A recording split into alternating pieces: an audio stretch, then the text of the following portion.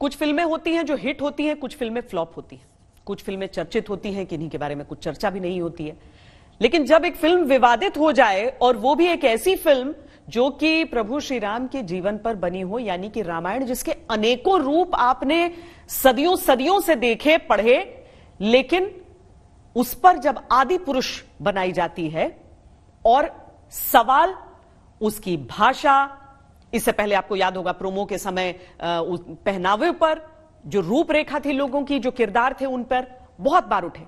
तो अब जो ये सबसे ताजा विवाद है, उस पर बातचीत करने के लिए हमारे साथ इस समय मनोज मुंतशिर जुड़ रहे हैं। मनोज जी, बहुत स्वागत है आपका। मैं यकीन के साथ कह सकती हूं कि आपको इस फिल्म की रिलीज से पहले ये भरोसा रहा होगा कि इस फिल्म को खुले दिल से स्वीकारा जाएगा, लेकिन आज जो उस फिल्म के डायलॉग्स हैं, उसकी वजह से फिल्म कटघरे में है और आप कटघरे में है। मनोज,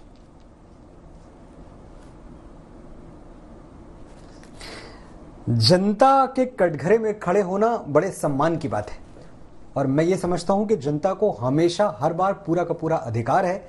जिसने इतना प्यार दिया है, जिसने इतना सराखों पे बिठाया है, अगर आज उसके मन में कुछ प्रश्न है तो मेरा कर्तव्य बनता है कि मैं सामने आऊं और उनके प्रश्नों का उत्तर दूं, जितनी मेरी समझ है, जितनी जानकारी मेरे पास है। ठीक है, तो मैं आपसे वो डायलॉग्स ही आपको प्रश्न के रूप में पहले पूछूंगी। जब बजरंग बली की पूंछ में आग लगाते हैं इंद्रजीत, उसके बाद पूछते हैं जली ना, अब और जलेगी। ये भाषा भले ही शायद दो दोस्त आपस में किसी जगह बैठकर बात कर सकें, लेकिन क्या जहां पर आदि पुरुष की बात हो रही है वहां पर ऐसी चीज कही जा सकती थी? फिल्म का नाम क्या है? जैसा कि आपने अभी कहा श्वेता जी, फिल्म का नाम है आदि पुरुष। जब हम आदि पुरुष बना रहे हैं तो पहली बात तो 2-3 चीजें मैं एकदम स्पष्ट कर दूं, मैंने पहले भी कही है और अभी स्पष्ट कर देता हूं। हमने रामायण नहीं बनाई है, हम रामायण से प्रेरित हैं। हमेशा हमारा, अगर आप डिस्क्लेमर भी देखेंगे तो हम यही कहते रहे कि भाई हमारे लिए तो बड़ा आसान था कि मार्केटिंग की स्ट्रेटजी के हिसाब से भी हम फिल्म का नाम रामायण रख देते, लेकिन हमें तो शुरू से यह पता था कि हम रामायण से बहुत हेविली प्रेरित हैं, बहुत हेविली इंस्पायर्ड हैं, लेकिन हम रामायण नहीं बना रहे हैं और हम संपूर्ण रामायण भी नहीं बना रहे हैं। हमने रामायण के युद्ध कांड का एक छोटा सा अंश, एक छोटा सा हिस्सा लिया है जो फिल्म में हमने दिखाया है। आपने डायलॉग्स की बात की, एक बात बाबा तुलसीदास कहा करते थे, और पता नहीं क्यों हम बाबा तुलसीदास को जितना कोट करते हैं उतना ही भूलते जाते हैं। वो कहते थे कि नाना भांति राम अवतारा, रामायण शतकोटि अपारा। यानी राम के अवतार के अनेकों अनेक पहलू हैं और सैकड़ों तरीके से राम कथा सुनाई जा सकती है। जब पहली बार रामायण लिखी गई थी 7,500 वर्ष पहले, वैसे ऐसे भी साक्ष्य हैं कि ये मिलियन ईयर्स पहले लिखी गई थी, लेकिन अगर हम जो इतिहासकार हैं उनकी ही बात मान लें तो अगर 7,500 वर्ष पहले रामायण लिखी गई, जो संस्कृत में लिखी गई, संस्कृत में लिखी हुई रामायण को बाबा तुलसीदास ने अभी तकरीबन 400-450 साल पहले अवधि में क्यों लिखा? ये बात कभी किसी ने सोची?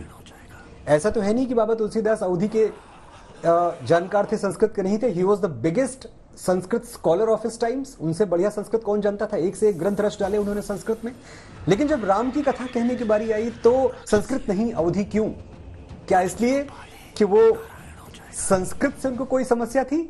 उनका जो मिशन था, और जो हर राम कथा सुनाने वाले का मिशन होता है, वो होता है पेनिट्रेशन, वो होता है रीच, वो होता है समसामयिक भाषा में बात करना, जो आज की भाषा है, जो आज की यूथ के साथ कनेक्ट करे। ये अवधि में लिखना बाबा तुलसीदास का, ये बहुत बड़ा हमारे लिए एक प्रमाण था कि रामायण का जो पहला मिशन है, पहला मकसद है, वो लोगों तक पहुंचाना है, दूर तक पहुंचाना है। आज की तारीख में क्या हम भ्राताश्री वाली भाषा प्रयोग कर सकते हैं? और अगर हम करेंगे ना, तो मैं सच बता रहा हूं श्वेता जी, ये रामायण के साथ ही अन्याय होगा। लोग देखेंगे नहीं।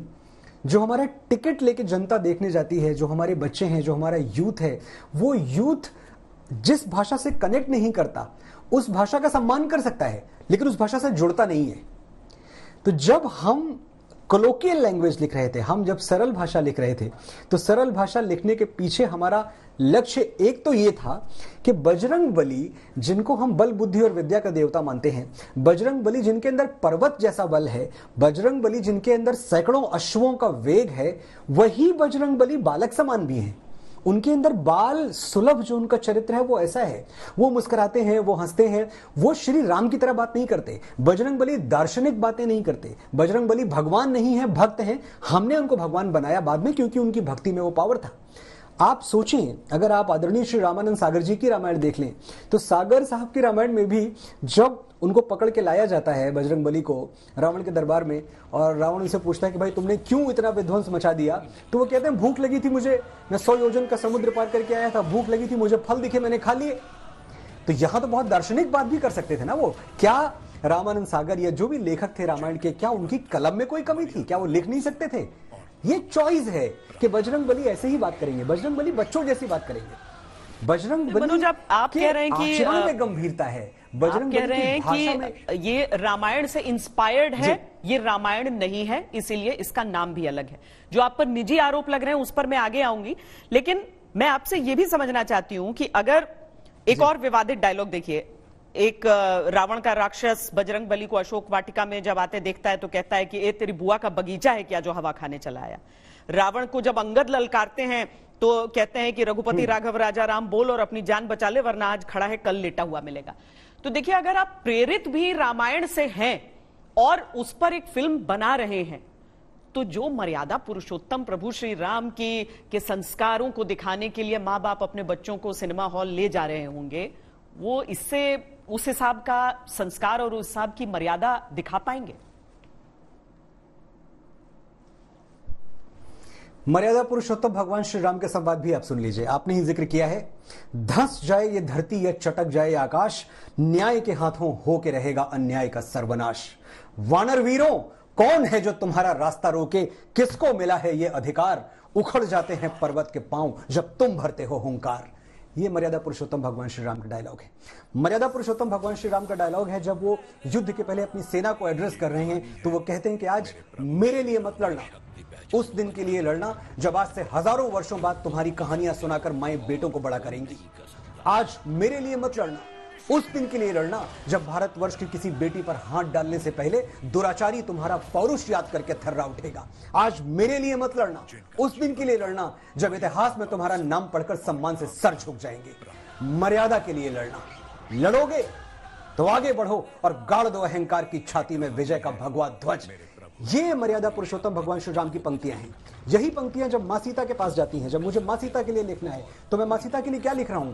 मां सीता रावण से उसकी अशोक वाटिका में उसकी कैद में घिरी हुई है, उसके सैनिकों से घिरी हुई है, और मां सीता देखिए निर्भीक है, उनकी आंखों में डर नाम मात्र का नहीं है। मां सीता रावण से आंखें मिला के कहती हैं कि तेरी लंका में अभी इतना सोना नहीं है रावण कि जानकी का प्रेम खरीद सके। ये डायलॉग फिल्म में नहीं है, ये मैं अभी बना के बोल रहा हूं। ये कहानी है उठाया जा रहा है आपको टारगेट करने के लिए। श्वेता जी 100%, श्वेता जी 100%। और जो कमी है मैं बताता हूं, कमी हमारी ये है कि हम बहुत इस बात से अफेक्टेड हो जाते हैं तुरंत। कुछ लोग हैं जो फिल्म को टारगेट आज से नहीं, डे 1 से कर रहे हैं। हमने कभी फिल्म को शुद्धता के पैमाने पर सेल नहीं किया। हमने आज तक नहीं बोला कि भाई हमने एक ऐसी फिल्म बनाई है जो प्रामाणिक तौर पे उसी भाषा का प्रयोग कर रही है जो भाषा वाल्मीकि ने लिखी थी।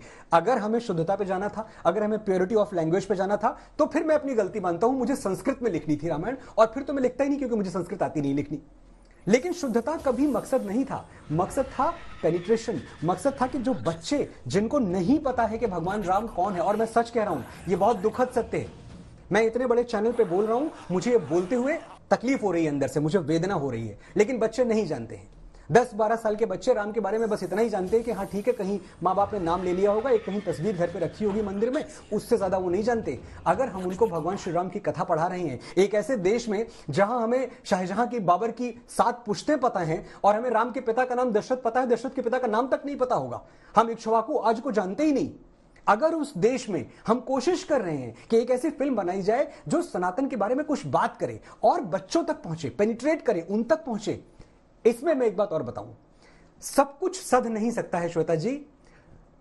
कबीर ने कहीं कहा है कि आप गाल भी फुलाएं और आप ठहाका भी लगाएं, हंसे, ये दोनों नहीं हो सकता। तो मैं ये मानता हूं कि जब हमने ये टारगेट किया कि हमारी फिल्म यूथ तक स्पेशली पहुंचनी चाहिए, तो कहीं ना कहीं वो हमारे बड़े बुजुर्ग जिन्होंने रामायण को एक खास तरह से देखा, पढ़ा, जाना, समझा है, कहीं ना कहीं हम उनकी धारणा से थोड़ा हटे होंगे। उनसे मैं हाथ जोड़ के क्षमा मांग रहा हूं, हाथ जोड़ के।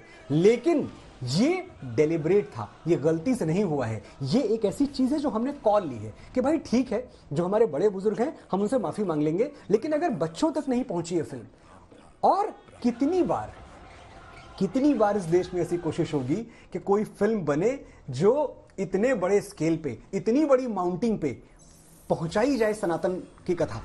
ये होगा नहीं रोज, ये एक बार हुआ है। इसको खत्म करने के सारे प्रयास जितने आईटी सेल्स एक्टिव है मैं देख रहा हूं, और मैं क्या देख रहा हूं सुनिए, ये बड़ी मजे की बात है। एक ही डायलॉग, एक ही लाइन, ट्विटर आपके सामने है, आप जाके देख लें। मैं ऐसी कोई बात नहीं कह रहा हूं जो अभी आप वेरीफाई नहीं कर सकते। एक ही डायलॉग, एक ही लाइन, एक ही तरह से लिखी हुई 1000 हैंडल से ट्वीट हो रही है, 1000 हैंडल से।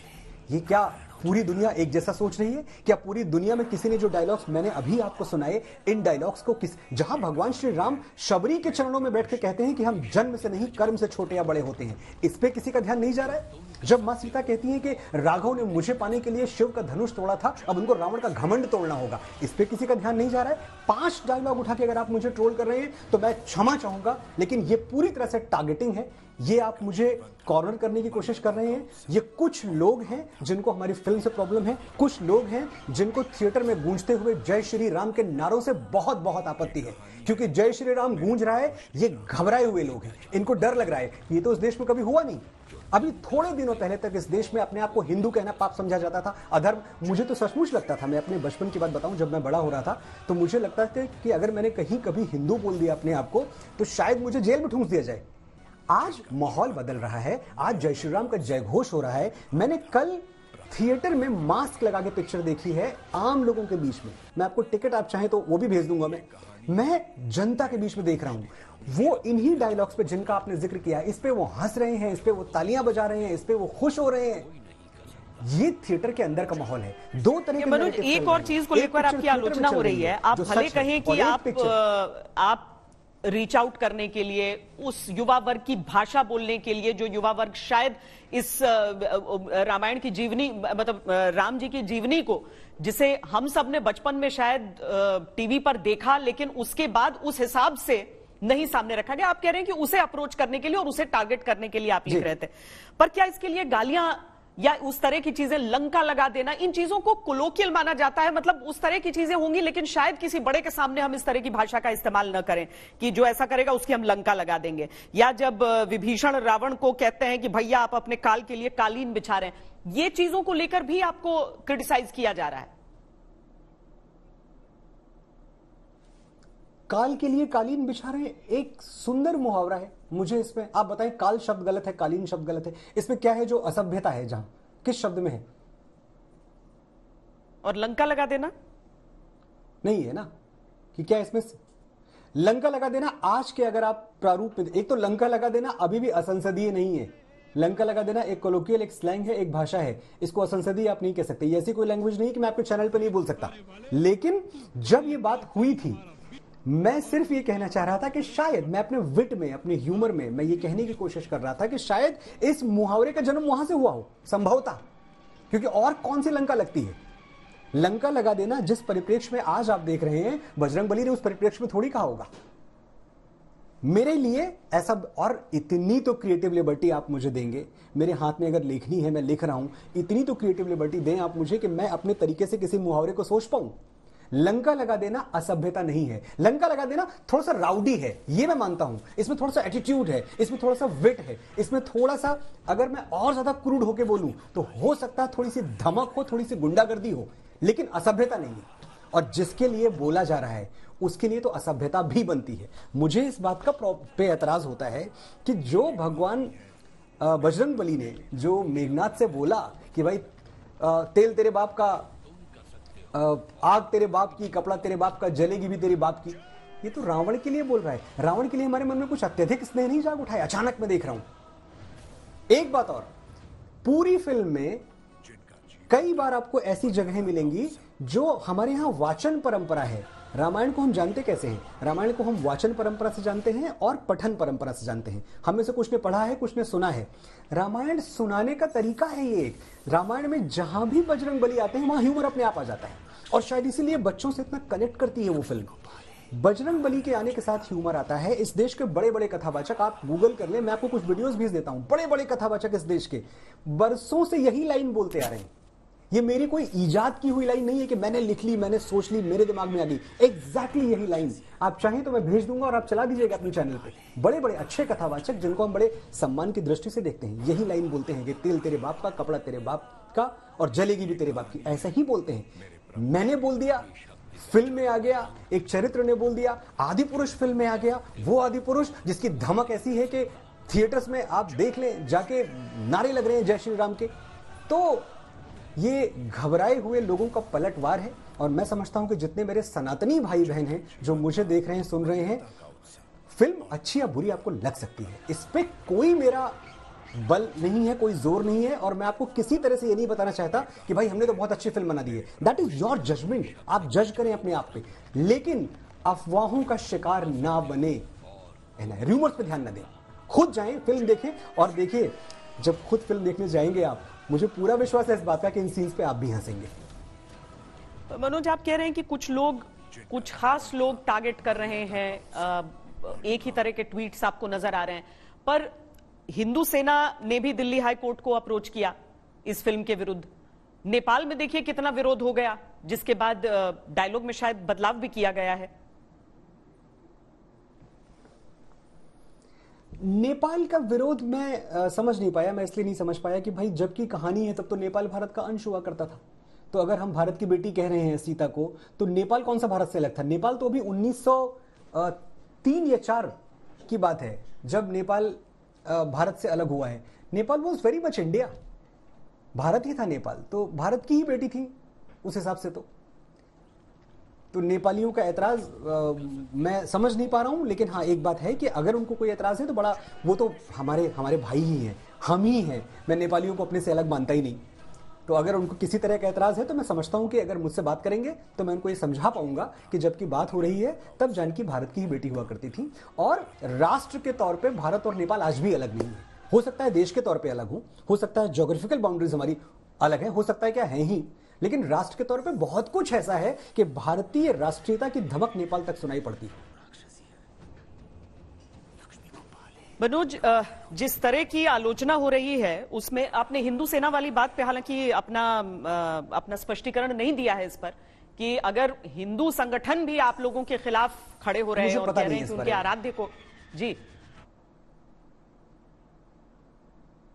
मुझे पता नहीं। मैं अगर जानता तो इस बारे में आपको जरूर बताता, लेकिन ना मेरी टीम से और ना कहीं से मुझे इस बारे में कोई सूचना है। मैं जब पढ़ लूंगा और जान जाऊंगा कि हाँ क्या उनके पॉइंट्स हैं। एक तो जिसके भी जो पॉइंट्स हैं, पहली बात तो हम एक लोकतांत्रिक देश में हैं, हर किसी की बात सुननी चाहिए। और मेरा फिल्म का में जो मेरी भूमिका है, अच्छा फिल्म में मेरी 2 भूमिका है, दूसरी भूमिका पे तो इतनी सफाई से लोग चुप हो गए कि मुझे हैरानी हो रही है, और मैं चाहता हूं श्वेता इस बारे में कम से कम कोई तो बात करे।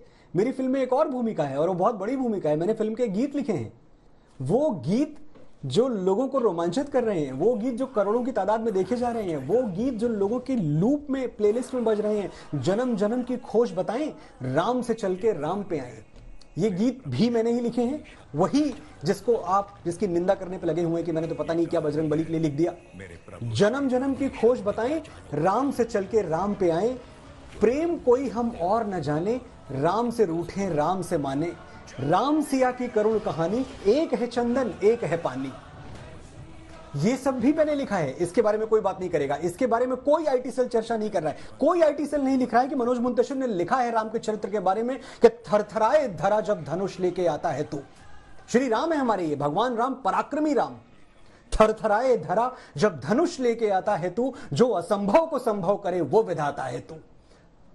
ये सब कोई क्यों नहीं लिख रहा? मंत्रों से बढ़ के तेरा नाम, जय श्री राम, इन सब के बारे में बात नहीं हो रही। मैंने शिवोहम लिखा है उस फिल्म में, जो बूंद बूंद पुण्य है, जो अंश अंश उज्ज्वला, वो गंगधार निर्झरा है झर रही गिरीश पर, जो अर्धरात्रि सृष्टि पर है स्वर्ण सा बिखेरता, चमक रहा है चंद्रमा वो व्योम जैसे शीश पर। मैंने महादेव की स्तुति लिखी है उसी फिल्म में, कोई बात नहीं कर रहा है। मैंने क्या इतनी बड़ी पिक्चर में सिर्फ 5 डायलॉग लिखे हैं? तो ये टारगेटेड क्यों ना समझा जाए श्वेता? अच्छा चलिए, अब आप पर जो दो निजी आरोप लग रहे हैं उस पर मैं आती हूं। एक तो जब आपने ये कंट्रोवर्सी सामने आने के सीधा बाद जब सफाई दी और कहा कि गांव में इस तरीके से सुना करते थे, उस पर लोग कह रहे हैं कि बचपन से ये कहां की रामकथा हो गई जो आप सुन रहे थे, किस तरह की ये रामकथा रही है, किस इलाके में देश के इस तरह से कथा कही जाती थी, सीधे तौर पर माफी मांगिए, कोई एक्सक्यूज मत दीजिए, इस तरह की चीजें जो लिखी जा रही हैं। पहले इस पर अपनी राय बताइए। श्वेता, मैं एक बात कहूंगा कि अब मैंने कहां कहां कैसे कैसे सुना है, सारे साक्ष्य तो मैं दे नहीं सकता, और ना मेरे पास, जब मैं कक्षा 5 में कक्षा 6 में था तो मेरे पास मोबाइल था, ना मेरे पास कोई कैमकॉर्डर था कि मैं सब रिकॉर्ड करूं जहां जो चल रहा है, लेकिन फिर भी मेरे पास कई साक्ष्य हैं। अभी अगर आप चाहें तो मैं आपको बहुत सारे वीडियोस फॉरवर्ड कर सकता हूं, मैंने भी देखने शुरू किए भाई कि ये कहां कहां, मैंने तो सुन के ही लिखा है, तो मैंने कहीं ऐसा तो नहीं कि मुझसे सुनने में गलती हो गई, तो मैंने फिर से सुने वो वीडियोस, वो सब वीडियोस हैं। बड़े बड़े संत महात्मा इस देश के ऐसे ही कहानी सुना रहे हैं, ऐसे ही रामकथा। ये लाइन तो लोगों ने बाकायदा कोट की हुई है। मैं कह रहा हूं ये लाइन की जहां तक जो सबसे बड़ी चर्चा में लाइन है कि जलेगी भी तेरी या जलेगी भी तेरे बाप की, ये तो बाकायदा लोगों ने बोली हुई है लाइन, ये वाचन परंपरा का हिस्सा है। मैं पहला आदमी नहीं हूं ये बोलने वाला, मैं बहुत दूर हूं। अगर ये लाइन सबसे बड़ी हिट हो जाती तो भी मैं यही कहता कि भाई ये क्रेडिट मेरी नहीं है, ये तो मैंने सुन के लिखा है। पूरी फिल्म में जितनी बार मैं मीडिया के सामने आया, जितनी बार मैंने बोलना शुरू किया, मैंने पहली बात ये बोली है कि इसमें मेरा कुछ नहीं है। कुछ बाबा तुलसीदास से ले लिया, कुछ कम्ब ऋषि से ले लिया, कुछ वाल्मीकि से ले लिया, कुछ जो आज के कथावाचक हैं, बहुत अच्छी कथाएं सुनाते हैं आज के कथावाचक, कुछ उनसे ले लिया, सबका लेके हमने अपना एक परसेप्शन, अपनी एक रामकथा आपको सुना दी है। ये मेरी लिखी हुई लाइन नहीं है, और ये लाइन अगर मैंने लिखी होती तो मैं बहुत खुश होता, क्योंकि ये खराब लाइन नहीं है, ये बहुत अच्छी लाइन है। ये फिल्म के परिप्रेक्ष्य में आप देखिए, फिल्म की सेटिंग में देखिए, इसमें अगर किसी का अपमान हो रहा है तो वो रावण का अपमान हो रहा है, जो मैं जानबूझ के कर रहा हूं। इसमें अपमान बजरंगबली का कैसे हो गया? बजरंगबली के लिए तो हम श्रद्धा में नतमस्तक हैं हम। इसमें अपमान किसी का हो रहा है तो मेघनाथ का हो रहा है, असुरों का अपमान हो रहा है। लेकिन हां, असुरों का अपमान कैसे हो सकता है? अब तो एक ऐसा माहौल, एक ऐसा नैरेटिव बना हुआ है कि रावण के बारे में तो आप बुरा बोल ही नहीं सकते। आप सोचें, एक ऐसे देश में जहां हमारे बाप दादा सैकड़ों साल से रावण का पुतला फूंकते आ रहे हैं, अचानक वो अज्ञानी हो गए, अचानक वो मूर्ख हो गए। हमारे बाप दादा सब बेवकूफ थे, वो रावण का पुतला फूंक रहे थे क्योंकि उनके पास व्हाट्सएप यूनिवर्सिटी की इनसाइट नहीं थी, इतना नॉलेज नहीं था उनके पास कि Ravana was a very very good man, Ravana was very humble, Ravana was very chivalrous. वो इतना शिवलरस था कि उसने मां जानकी को अशोक वाटिका में रखा, लेकिन उनकी मर्जी के बगैर उनको हाथ नहीं लगाया। बताइए, इतना सज्जन पुरुष। ये बातें फैलाई जा रही हैं रावण के बारे में। अब मैं किस को जाके बताऊं, कितने इंटरव्यूज करूं मैं, कितने वीडियोस बनाऊं ये बताने के लिए कि Ravana was a serial molester. एक नहीं, अनेक युवतियों का शील भंग किया था उसने। वेदवती का शील भंग रावण ने किया। ऐसा थोड़ी था कि कोई एक घटना हो गई उसके हाथों, एक भी निंदनीय है, एक भी अक्षम्य है, लेकिन एक नहीं था, अनेक थे। वेदवती जब वो तपस्या कर रही थी, तपस्विनी थी, तपस्या में उसका शील भंग किया है, जब वो ईश्वर की आराधना कर रही थी। ये नीचता नहीं है, ये कुकर्म नहीं है। ऐसे व्यक्ति के लिए मैं बड़े सम्मान से बात करूं कि तेरे बाप की ना बोलूं, क्योंकि रावण हर्ट हो जाएगा। तो रावण को हर्ट करना चाहता हूं मैं, अभी भी हर्ट करना चाहता हूं मैं रावण को। वो रावण जो पुंजिकस्थिला नाम की एक अप्सरा का शील भंग करता है, वो रावण जो रिश्तों की सारी मर्यादाएं तोड़ देता है। कुबेर कौन थे? कुबेर तो रावण के सौतेले भाई थे, हाफ ब्रदर कह लें आप उनको। कुबेर का बेटा कौन था? नल कुबेर। नल कुबेर की पत्नी कौन थी? रंभा। वो अपने ही भतीजे की होने वाली पत्नी के साथ शारीरिक संबंध बनाता है, और रंभा हाथ जोड़ के कह रही होती है कि आप तो पिता समान हैं, ये कैसे संभव है कि कोई पिता किसी पुत्री के साथ शारीरिक संबंध बनाए? रावण ने नहीं सुना, और वो जेंटलमैन था, वो शिवलरस था। उसी रंभा ने रावण को श्राप दिया था। दो आपको इसके विवरण मिलते हैं, कहीं रंभा ने श्राप दिया था और कहीं ऐसा लिखा है कि नल कुबेर ने श्राप दिया था। लेकिन श्राप का जिक्र हर रामायण में है। श्राप यह दिया गया था कि अगर आज के बाद रावण किसी स्त्री की इच्छा के विरुद्ध उसको छुएगा, स्पर्श करेगा, तो उसका सर 10 टुकड़ों में बिखर जाएगा। अब मिला था। तो अगर अशोक वाटिका में रावण मां सीता को हाथ नहीं लगा रहा था तो यह रावण की मर्यादा नहीं थी, मृत्यु के लिए उसका भय था। Ravana was not a gentleman. I have zero respect for Ravana. और इसीलिए वो कहना सही हो जाता है। मैं अब आप पर एक और जो आरोप कांग्रेस पार्टी की तरफ से लगाया है, उनकी प्रवक्ता सुप्रिया जी ने, उनकी भी ट्वीट का एक हिस्सा पढ़ देती हूं, जिसमें वो कहती हैं कि 1987 में जब श्री रामानंद सागर ने रामायण धारावाहिक बनाया, तब तत्कालीन प्रधानमंत्री स्वर्गीय राजीव गांधी जी ने कहा था कि रामायण ने लाखों दर्शकों के मन मस्तिष्क को प्रज्वलित कर दिया है। रामायण ने विशेष तौर पर देश के युवाओं में भारत की महान संस्कृति, परंपरा और नैतिक मूल्यों का संचार किया है। उस रामायण के लेखक रामानंद सागर थे, जिन्होंने करोड़ों लोगों की आस्था को टपोरी भाषा से आहत नहीं किया, अपितु सियाराम की एक मधुर, सौम्य और मनमोहक छवि समाज के मन मस्तिष्क पर अंकित कर दी। पर धर्म और धर्म के कारोबार में यही अंतर है। लंबा ट्वीट है उनका, पर वो इसे धर्म और धर्म के कारोबार के बीच का फासला बता रही है। अच्छा, तो रामानंद सागर जी ने जब रामायण बनाई थी तो उसमें कोई मॉनेटरी टर्म्स, कोई कॉमर्शियल्स इंक्लूड नहीं थे? मुझे नहीं पता था। मुझे तो लगा था कि इसमें बाकायदा ये भी एक बहुत अच्छा काम था, लेकिन इस काम के साथ व्यापार भी जुड़ा हुआ था, तो कारोबार तो जुड़ा ही था। ये सुप्रिया जी की बहुत अच्छी बात है। मैं इस बारे में रिसर्च करूंगा और मैं पता करूंगा कि हो सकता है कि रामानंद सागर जी ने और सागर आर्ट्स ने रामायण बनाने के लिए एक भी पैसे न लिए हों। ये हो सकता है। मुझे लग रहा है कि कुछ इस तरह की चीजें इस फिल्म के जरिए हुई हैं। इन डायलॉग्स में कुछ ऐसी चीजें आपको इतने विरोध के बाद ऐसा लग रहा है कि आप देख रहे हैं जिसके लिए आपको माफी मांगनी पड़े, या फिर फिल्म में वो परिवर्तन, बदलाव किए जाने पड़े, या आपको लग रहा है कि नहीं, उसे पसंद करने वालों की संख्या ज्यादा है? देखिए, अब जिन लोगों की बात आपने अभी की, आपने एक प्रवक्ता हैं किसी पार्टी की, जिनको गाली वाली मैडम भी कहा जाता है, मैंने कई बार सुना है, तो ये इनसे तो माफ़ी मांगने का सवाल पैदा नहीं होता। और दूसरी बात, ये वो लोग हैं, मैं किसी व्यक्तिगत कोई टिप्पणी नहीं कर रहा हूँ, लेकिन ये वो लोग हैं जो आजीवन राम को नकारते रहे, अब राम कथा की भावना को लेकर चिंतित हैं। इनके लिए राम एग्जिस्ट ही नहीं करते थे कभी। ये वो लोग हैं जो लॉकडाउन में जब दूरदर्शन पे आदरणीय श्री रामानंद सागर जी की रामायण दिखाई गई तो ये कह रहे थे ये तो पोगापंथी है, ये तो कोई विशेष पार्टी अपना नैरेटिव सेट कर रही है। इनको रामायण के रीरन से प्रॉब्लम थी जो कि दूरदर्शन पे दिखाया जा रहा था ड्यूरिंग लॉकडाउन, और अब ये रामायण के और सबसे बड़े कस्टोडियन बन के हमारे सामने आ गए हैं। इनको जवाब देना मैं जरूरी नहीं समझता, लेकिन मैं, जो मेरे लोग हैं, जो मुझ पर विश्वास करते हैं, जिन्होंने मुझे सनातन का सेवक स्वीकार किया है, मैं उनसे इतनी सी विनती करता हूं कि आप एक बार खुले मन से यह फिल्म देखें और अपने बच्चों के साथ जाएं देखने। एक सच आपका है, एक सच आपके बच्चे का है, उसके सच को इग्नोर मत कीजिएगा। अगर वो बैठा हुआ है आपके बगल में और अगर वो किसी सीन पर तालियां बजाता है, अगर वो मुस्कुराता है, अगर वो हंसता है, तो आप बाहर निकल के सिर्फ इतना सोचिएगा कि मनोज मुंतशिर शुक्ला ने कुछ शब्द उसके लिए भी लिखे होंगे। कुछ उस मासूमियत का भी ध्यान रखिएगा।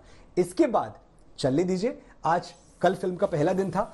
पहले दिन की बात मैं अगर आपको बताऊं तो पूरे विश्व में भारतवर्ष की सबसे बड़ी कमाई करने वाली फिल्म, और कमाई इंपॉर्टेंट नहीं है जब मैं कमाई की बात करता हूं, जब मैं नंबर्स की बात करता हूं तो नंबर्स की बात मैं इसलिए कर रहा हूं कि कितने दर्शकों ने इसको देखा, किस पैमाने पर देखा, वरना मैं नंबर्स की बात करूंगा ही नहीं। आज दूसरा दिन है, आज भी देखिएगा, जो परिणाम आएंगे वो आपके सामने होंगे। मैं समझता हूं कि इस फिल्म का स्वागत खुली बाहों से कई कारणों से होना चाहिए। पहली बात कि हम जिंदगी भर शिकायत करते रहे कि भाई सनातन पे कहानियां नहीं बनाई जाती, और जो फिल्में हम देखते हैं बॉलीवुड में वो कैसी होती हैं, जहां के अलग ही नैरेटिव सेट कर दिया जाता है, जहां के कोई खलनायक कोई बुरा काम करने के पहले, कोई हत्याकांड करने के पहले तो वो देवी माता की आराधना करता है, पूजा करता है देवी माता की, तिलक लगाता है और फिर जाकर खून खराबा करता है। हमने ऐसी फिल्में देखी हैं, हमने ऐसी फिल्में देखी हैं जिनके मुहावरे होते हैं पाप का देवता, हवस का पुजारी। देवता और पुजारी को जोड़ा गया पाप और हवस के साथ। हमने ऐसी फिल्में देखी हैं। अगर इन फिल्मों से हट के कुछ बन रहा है और इतनी बड़ी स्केल पे बन रहा है, इतनी लार्ज स्केल पे, इसकी तारीफ क्या होनी ही नहीं चाहिए?